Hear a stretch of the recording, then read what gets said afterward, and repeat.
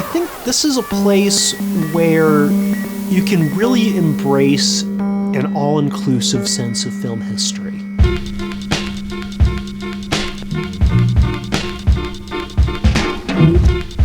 Something like a video store, I feel like it's so it was just so quickly forgotten about. Like almost overnight it seemed like all the video stores I knew and grew up with, all closed within a couple of years of each other. They just gave up so fast. So this is really kind of a weird little oasis for people that love movies. Sometimes people who are just so used to streaming services come in and they're like, why are you here? And then they find out I'm a volunteer and they're like, really, why are you here? And it's just because the shop itself, you don't find this anywhere else. Not only the amount of content that we have, but the way it's structured, the way it's organized, where you can wander in looking for something and spend 3 hours and come out with 5 DVDs, physical titles that you can hold and you can read the boxes. Just sit down and press play on a movie. The internet is a buzzing hellhole. I use it. There's a lot of cool things I could get from it, but it's a nasty mode.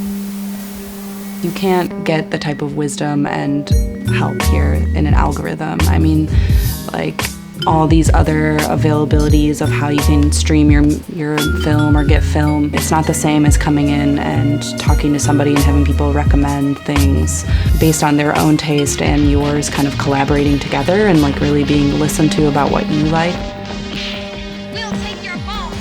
What makes the store great is that as the collection was being built up, there was really no sense we need to go in this direction, we need to go in this direction. It was really, how much of film history can we put on these shelves? From the most challenging art cinema to the most down and dirty exploitation, and everything in between.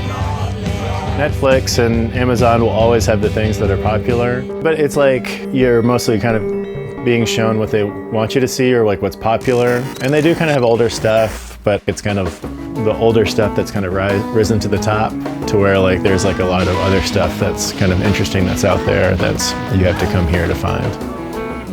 I like to have just a diet. We don't want the same breakfast every morning. So I'll take a documentary. I watched Day in the Country followed by Friday the 13th. What does that obsession mean to you? Can you picture Chicago without it? Well, I can't picture Chicago without it, just because it informs so many of my weekly rituals, just coming here, picking up things, returning things, talking to the volunteers. I think it would be such a loss of a resource. I mean, this is an archive for our city, and I would be really, really sad to see it go. And I don't know what I would do.